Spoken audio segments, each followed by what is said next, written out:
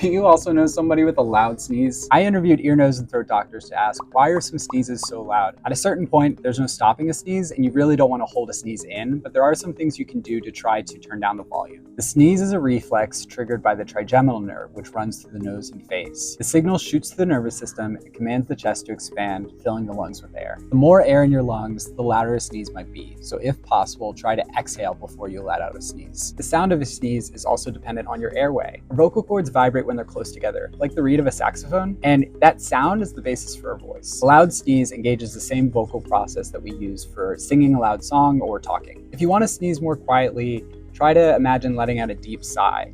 The ooh at the end of a chew is because your vocal cords are still vibrating together as you let out a sneeze. And when all else fails, sneeze into your elbow to muffle the blast.